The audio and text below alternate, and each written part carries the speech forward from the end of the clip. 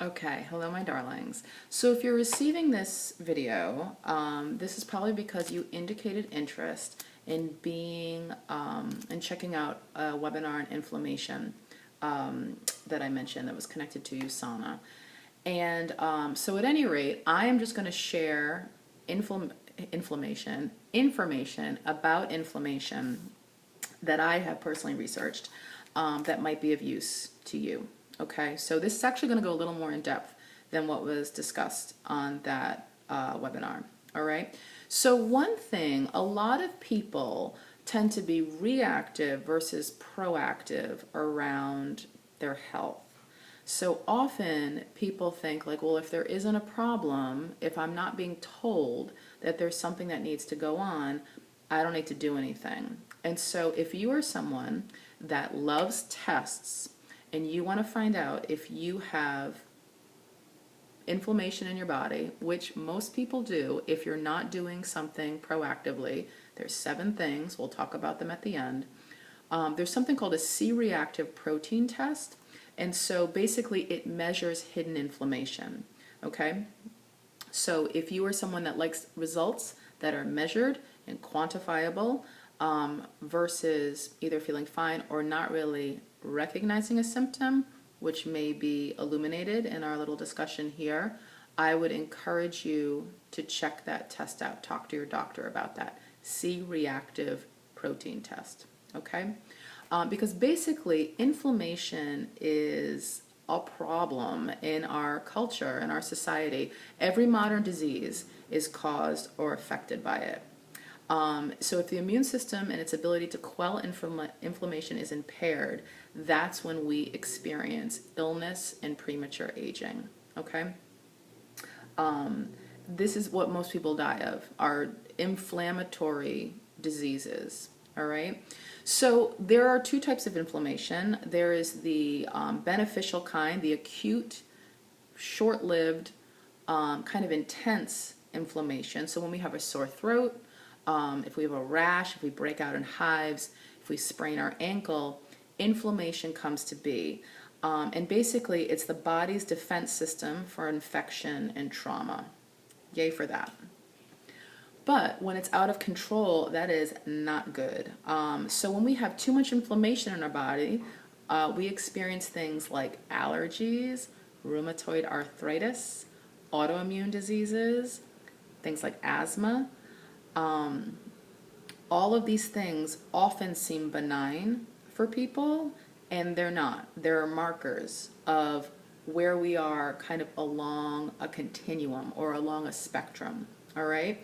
And if we let this inflammatory state, because now we know we have inflammation in our bodies, if we're experiencing things like that, even something as benign sounding as allergies, if we let that go unchecked, that's when we will have the high likelihood of progressing into something that is honestly life-altering or life-ending.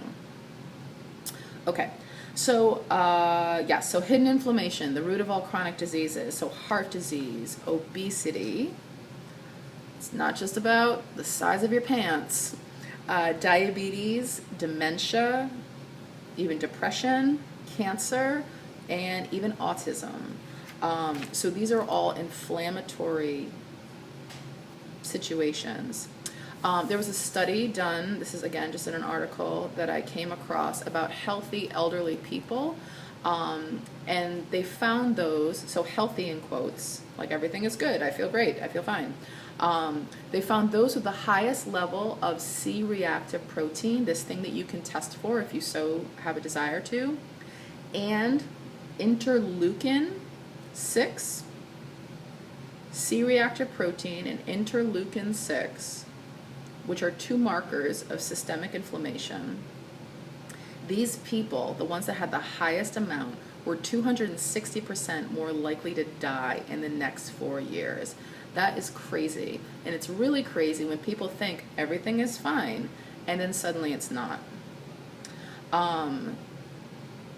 So at any rate, so if you're noting, generally you're not going to go from 0 to 60. You're going to be feeling something. So some of the things we talked about, allergies, I mean, there's a slew of things. Low energy, oh, I've got this little thing with my knee now. I'm not recovering quickly. I've got digestive issues. It, it just keeps on going. So if you have some of these markers, inflammation is present. Okay. So acute inflammation, not a concern. That's the stuff that actually helps protect us. But chronic inflammation actually destroys our organs and our ability to function optimally and leads to rapid aging. And this is something too, I'm going to say this, I'm so comfortable with the fact that vanity is such a driver for me, and I hope it is for all of you, because the whole thing that's beautiful about being really freaking vain and not wanting to age prematurely is that that is a motivator to care for your body, because your exterior reflection, unless we're just getting facelifts with regularity and blasting our skin off with acids or peels,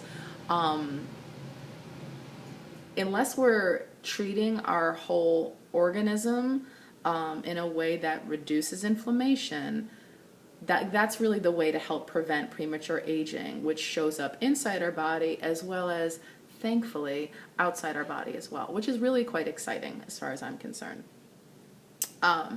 So one other thing a lot of people will do is they'll either say, oh, I'm fine, or, oh, my blood pressure is under control. I take medication for it, so everything is fine.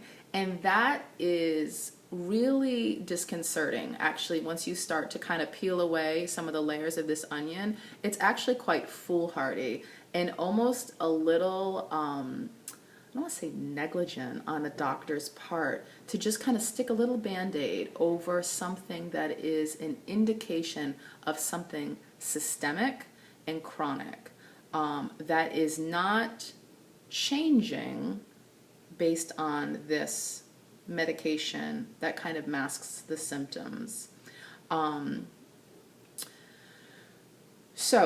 That taking medication for inflammation, that is also this might be a helpful way to market. That's considered downstream medicine. Basically, we're dealing with the symptom. We're just sticking a little Band-Aid over something versus upstream medication, or upstream medicine is really what I want to say, which actually treats the root, which actually changes the whole situation, so then you don't have these bogus illnesses and these life-hampering symptoms. So at any rate, so basically reducing inflammation and bringing the body back into balance is helped by doing a couple things. Identifying triggers and the causes of inflammation, and also helping to reset the body's natural immune balance by providing the right conditions to thrive. Awesome. So some of the causes of inflammation are many things that involve, that are part of our Western culture, and our culture is creeping into the rest of the world as well, which is why our health concerns are also being shared amongst other countries, neighboring or not. But basically a poor diet, Western diet, sugar, having more sugar, more refined flours, more processed foods, and inflammatory fat, so trans fat. So when we eat something that's deep fried, trans fat. Don't even worry or wonder what is going on in that situation. That's the kind of fat that causes a lot of oxidative damage in the body. Talk more about that in just a little bit.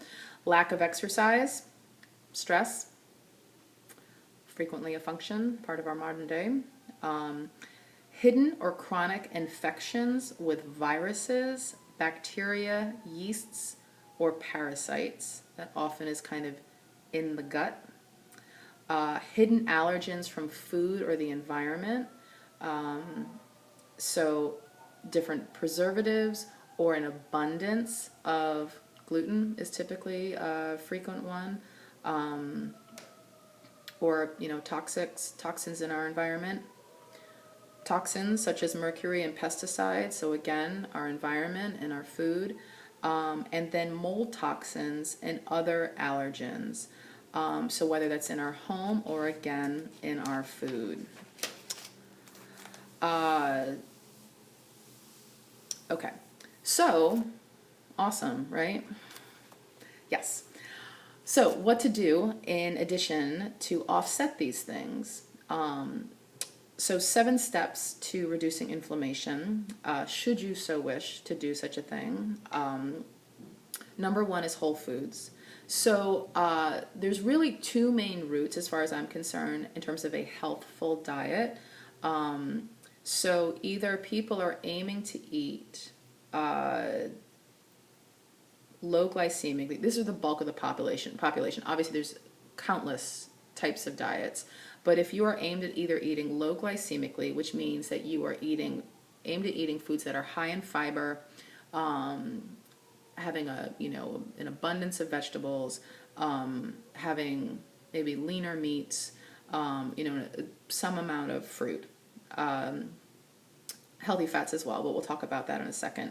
Or a fat-burning diet, which I talk about with a lot of people, which basically prioritizes fat, has a moderate amount of protein, and has a small amount of carbohydrates, predominantly in the form of vegetables, non-starchy vegetables, very little fruit. But if you have a desire to understand more about that, happy to talk with you. Carbohydrates are a part of it. It's just a little strategic as to when you have them, okay?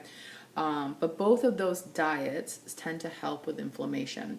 Healthy fats, what are healthy fats? Healthy fats also are olive oil, coconut oil, I'm going to say grapeseed oil, avocado oil, avocados, and then what I tend to recommend when people are eating a fat burning way is to be selecting meats, animal products,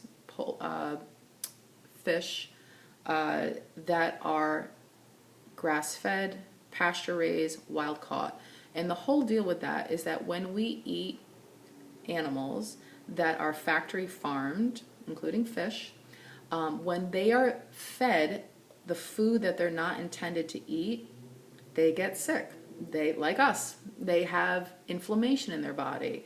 They are fed antibiotics because they develop infections, and they have inflammation in their tissue as a result of this. So, additionally, all mammals, maybe fish as well, I'm not actually sure, but we store toxins in our fat, okay? So, if you are eating a poor quality meat, please make it leaner. If you are eating a higher quality meat, grass-fed, pasture-raised, having a fattier cut of meat is great, because there are less toxins in it, less toxins in their fat because of what they're consuming. So, if you're eating a fat-burning diet, or if you want that to be the fat in your meal, if you're having a low glycemic diet, eating chicken, eating skin on chicken, fat on meat, that is something that will fulfill your fat requirement for your meal, and taste delicious. Okay, happy to talk about that with anyone who has a desire or any questions. Number 3, so whole foods, going one of 2 ways, healthy fats. Number 3, regular exercise. And so a lot of people do exercise when they want to lose weight. However, it has major health benefits as well, in terms of reducing inflammation, improving immune function, strengthens your cardiovascular system, corrects or prevents insulin resistance. That's the thing that heads us towards diabetes and heart disease. Increases your mood, decreases stress. Yay. Helps you look hot as well in the process and feel better. A strong body is a comfortable body. I think that's the greatest argument I have for maintaining that as well as looking great. Number 4 is relaxation. So that helps reduce inflammation, amazingly so. So things like being focused on your breathing, hot baths, yoga, meditation, all these things sound trite sometimes, my mind,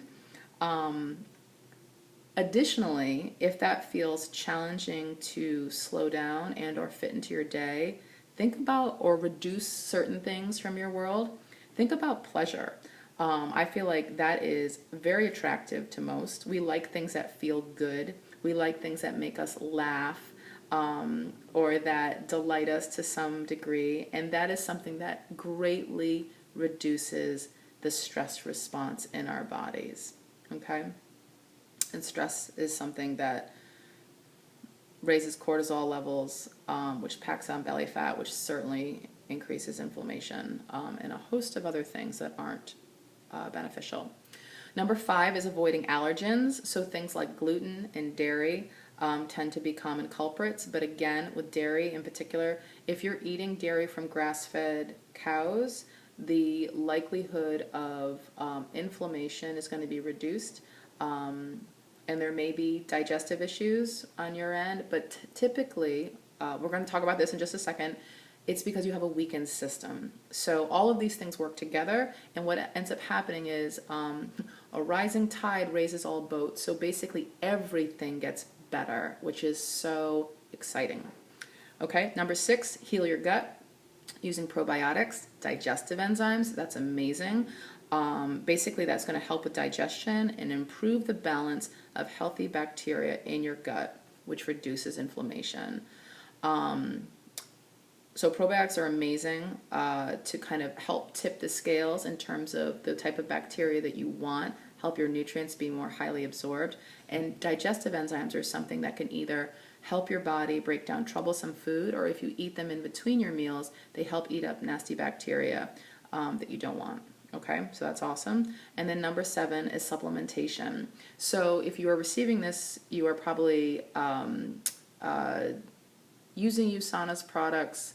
We've had a conversation about health and about cellular support, but supplementation is no joke. That is a true form of health insurance, if ever there was one, and a less costly one than what most are paying for, which again is kind of downstream. Supplementation is upstream. So basically, at the very least, taking a multivitamin, multimineral supplement, fish oil would be amazing. That omega-3s are inflammatory, anti-inflammatory, period. They help with every cell, almost every system of the body. Vitamin D is another big love for many.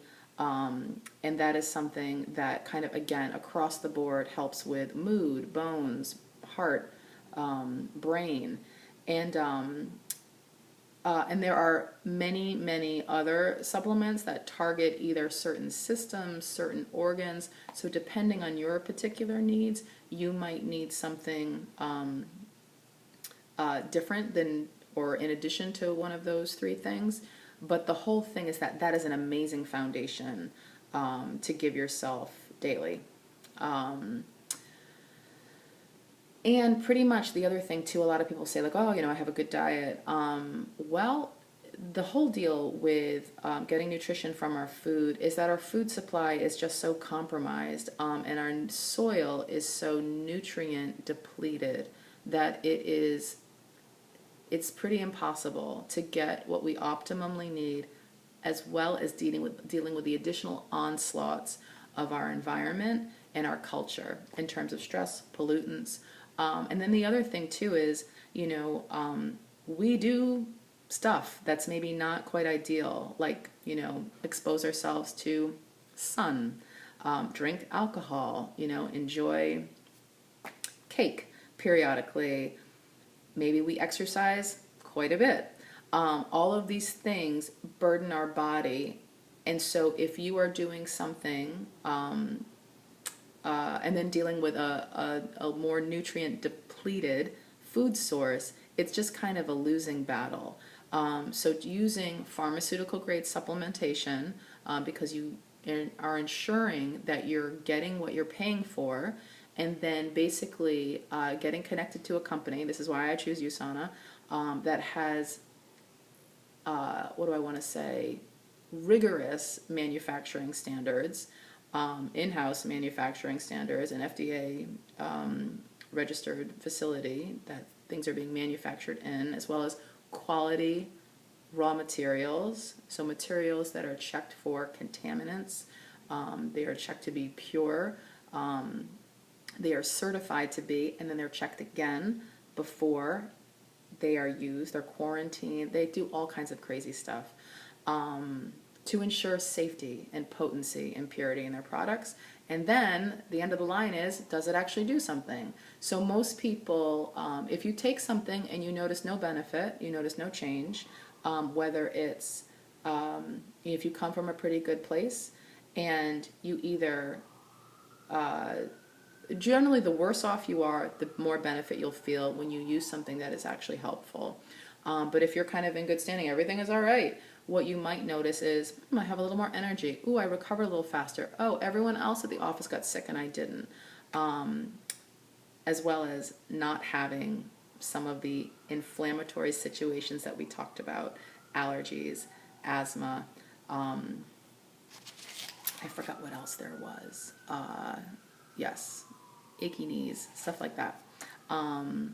So at any rate, those are the 7 things: whole foods, healthy fats, regular exercise, relaxation, avoiding allergens, healing your gut, and supplementation. So I'm going to attach a video down below or after this that I think might be illuminating. It's about USANA's multivitamin. That is huge in terms of nutritional support. So whether you're currently using it and getting a refresher to, oh yeah, this is exactly why I want to keep using this, and this is how it's benefiting my body or protecting it, or if you are someone that either wants to understand a little bit more about how the body works and how what might be helpful, or if you're someone that is radically opposed to supplementation, it might be worth a look. Again, just to kind of understand what could be beneficial for you either now or moving forward later. Okay? So I hope this is helpful. And please be in touch if you have needs or questions or desire anything else. All right? So anyway, thank you for this. And thanks for your attention. And until next time. Okay.